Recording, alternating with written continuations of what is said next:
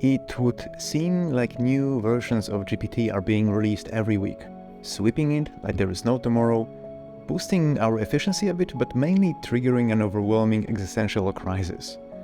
Every release of that behemoth comes with an enormous cost, though, that a group of researchers from the United States try to mitigate by running AI inside small brains.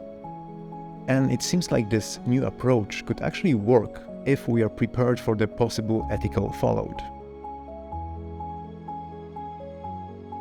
Last week, an open letter was published, signed by many heavy thinkers with a petition to pause all AI development until we all collectively figure out what the hell we are even building here. Even Sam Altman, CEO of OpenAI, said that he's a little bit scared of the potential negative outcome of this technology.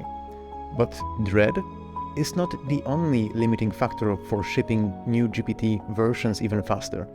It's the cost and time of training a neural network that is being the backbone of the AI that we know today. Estimated cost of the computing power needed to train GPT 3.5 was reaching tens of millions of dollars, and the model still didn't know how to play Wordle. New models will be for sure trained more efficiently, but the cost and hardware limitations are always going to be there. So to propose a fix for that, and to add more fuel to the nightmare, a team of researchers decided to train AI on human brain cells. According to their still not peer-reviewed paper, they've used brain organoids, so stem cells cultivated and self-organized into a brain-like tissue. Organoids are actually pretty amazing. They can duplicate aspects of brain structure or function, making those mini brains the perfect base to learn more about neural development, drug interactions, genetic brain diseases.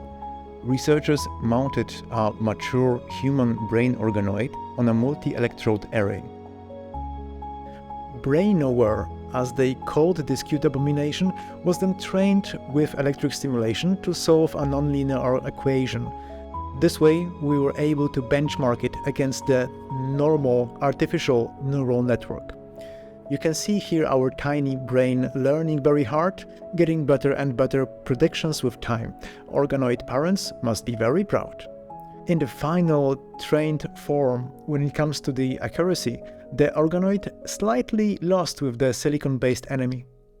But the important point was that the learning time needed to achieve that level of biological performance was over 90% shorter. That seems like a nice alternative to the current resource-hungry, heat-producing, cost-generating training process. And this is just the beginning. Brain-like complex structure alongside with plasticity can open doors to more complex AI systems. Nevertheless, there are still multiple problems with this brain approach. Foremost, growing a viable organoid is pain in the ass. Working with living tissue is always a mess, especially if you want to grow something as convoluted as brain for optimal computational power. More research is needed to design a way to build more standardized organoids. As for the hardware, the multi-electrode array used as the input for the organoid is flat, so a limited number of neurons that are sitting on top of it can be stimulated.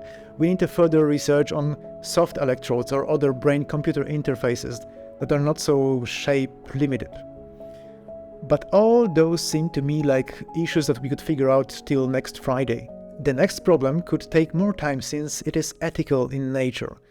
Growing organoids for AI research will result with more and more complex mini-brains being grown in the lab.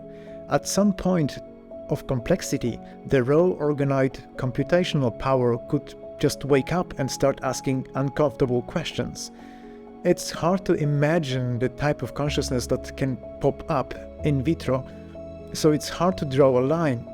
We don't want to end up with a being that can relate to the classic quote, "I have no mouth and I must scream."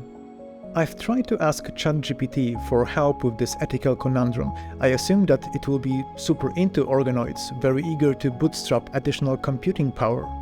Sadly, it says that it's up for the society to figure it out. I'm really wondering where this organoid intelligence technology will take us.